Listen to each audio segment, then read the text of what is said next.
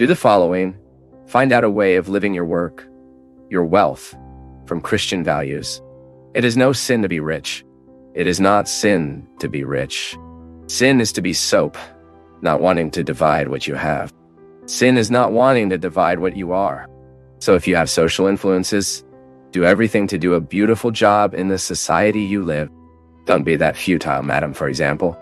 We find so much futile madame that the only concern she has is the last powder that came out, the last cream to stretch the wrinkle, or the hairdresser, the last. No, because this futility, it does not allow you to live the most beautiful in your heart. God enters our lives to purify our excesses. So, you have all the right to be a madame, a beautiful woman, well-arranged. That you are able to do so, but at the same time you are sensitive to live simply, to share what you are and what you have with the people you know. By the way, I think a person is only thin as they are polite too, as they know how to welcome people who are close. Where she is not on the jump looking at everyone from afar and thinking she's better than everyone. No. I keep seeing this at work we do, right? The more influential we get on a society, the greater the responsibility that people have to act socially. The more recognition our work has, the greater our responsibility to unite our name, our money, what yields our work with the needs that are on our side. Charity institutions, those realities that need materially and spiritually from us. So beautiful we unite, right? Our strengths, so we can do well for those who need us. This is hurrying the kingdom. This is living the grace of the church. This is you purify. You don't have to feel guilty that you have more conditions. No, for the sake of God. Now, do not allow the logic of capitalism to remove your ability to be good. Your ability to be sensitive. Because the great problem of capitalism is that, in the name of production and sale, it goes over everyone. The person is devalue the money, or has no value within the capitalist context, because it is just an instrumental to get there. How many people enslaved in their work mechanisms? Precisely because they have bosses who do not think about the good of the other, just want to use the other as one mechanism to reach money. Power. This is what we need to work on. But it doesn't mean now we'll have to make the world poor. No, that's not that. The poverty that religious life proposes, which priestly life proposes, is much more than material poverty. It is the ability to welcome the one that arrives. And, for example, how many congregations are rich? The great sin these congregations can accomplish is precisely as they close in the wealth they have and do nothing for the poor. Is not true. When you realize that money has managed to surrender this, that Papa. But there is no social commitment to society. This, we cannot admit. And this is where we have to enter. You don't have to criticize the congregations, the church. No. You have to make the criticism for me. Me. I'm Father Fábio.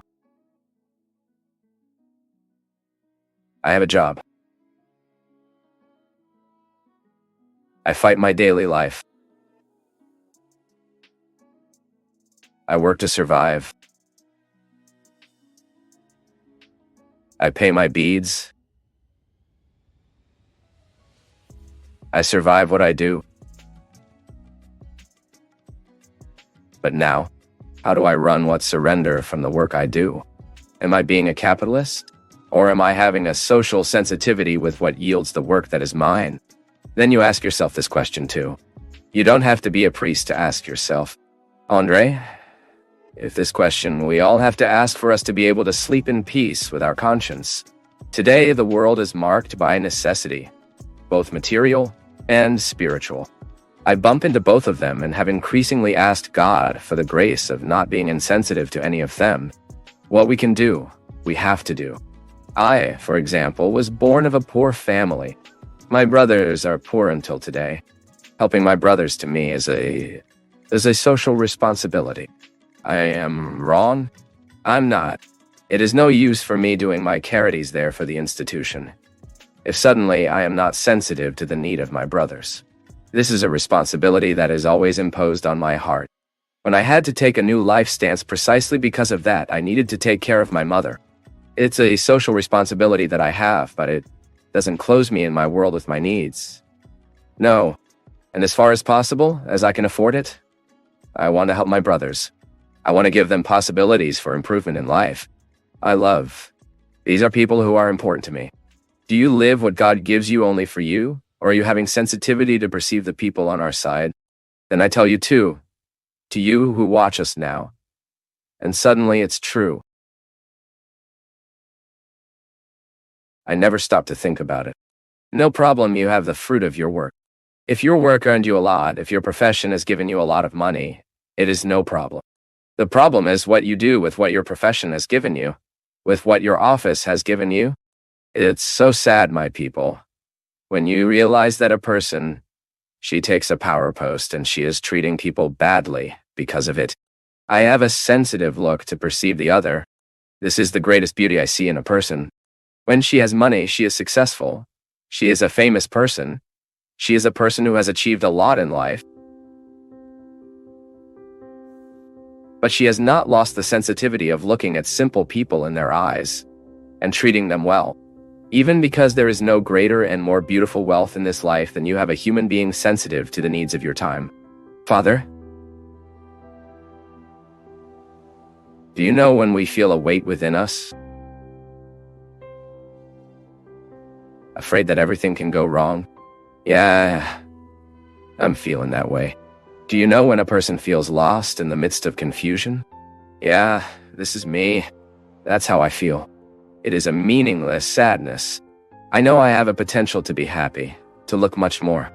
Even incentive other people do the same. I encourage them not to have fear, but I'm experiencing a lot of this fear.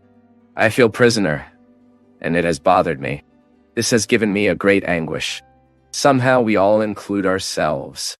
Because who doesn't have to live this daily challenge? Living is a daily challenge. It's like drinking water. The water you took yesterday is not for today's headquarters.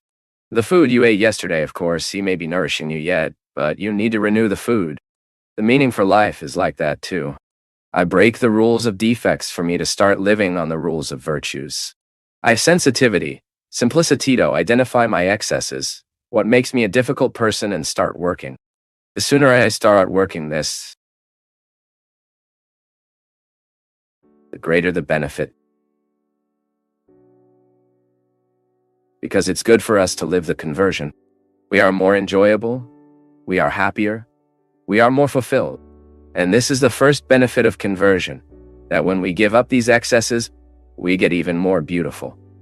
Because you start to make room to grow in you, what the excesses do not allow. Many virtues do not grow in us. It is because defects suffocate it. The defect has an ordinary, absurd power of choking daily. It is just like the one who is addicted. While he doesn't look in the mirror and says, "This addiction kills me," he doesn't start to break free. It's no use saying. The addict must recognize himself as a killer of himself. Only from the moment he recognizes himself does he stop killing himself. And that addiction, which is an ordinary poison, because it is every day, he stops in the veins. He stops in his mouth. He stops polluting his head. And that person suddenly begins to perceive beautiful things, which until then, she did not notice. Because addiction did not allow. My people, sometimes we are cultivating some harmful habits, and we no longer accuse ourselves. You know that a great human damage, which I identified, is that people get used to what they feel bad. They adapt to what's bad. They lost the ability to be outraged. As I was saying, sometimes you can't recruit the best in yourself. It is being shot down. That's I. This is not just your problem, my daughter. All of us. If we do not take care, we are losing the reference to reality. What we really need to do. For what? Do it to achieve the best of us. This is conversion.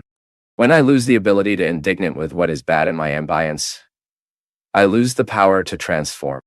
It is the indignation that moves me toward change. It is a damage that we cannot measure when a human being gets used to the defects he has. Because sometimes people forget to allow God to transform their hearts. Sometimes it transforms only the outside aspect. But what about the heart? What is this that makes me before each other? Is this that makes me promoting the other? In love? Tolerance? Sometimes people don't look into each other. Sometimes we are feeding a difficult, heavy temperament, and we say that it is converted or is in the process of conversion. Okay. But what process is that not accelerating our simplicity? Our lightness. What conversion is this that does not make me a lighter person to others?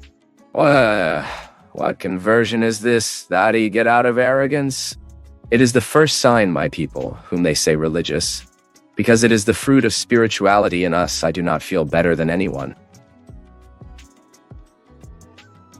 I look in the eyes of others without pretending that I am better than them. He knows, if I'm a good boss, it's okay to be hard. The good boss is usually hard, demanding but never arrogant, demanding but never intolerant, demanding but not unbearable. And I have the opportunity to choose to be a positive answer or be a negative answer. I can be an evangelical response here, based on this word, or I can be an unholy answer, which has no commitment to the sacredity of life. People. I can be a Christian response that will favor good friendship relationships. Relationships fruitful. Loving.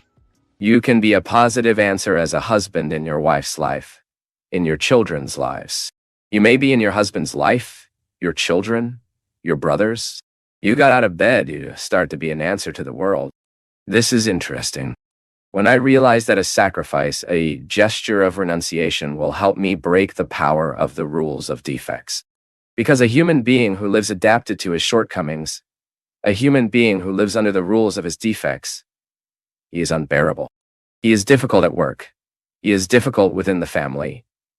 He is difficult in the love relationships he will live. Why? Because he is apig, and you are always ready to throw your thorns on others.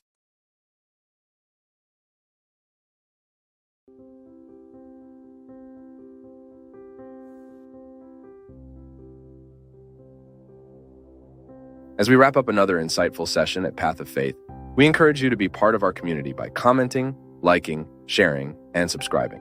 Together, let's spread the light of faith far and wide.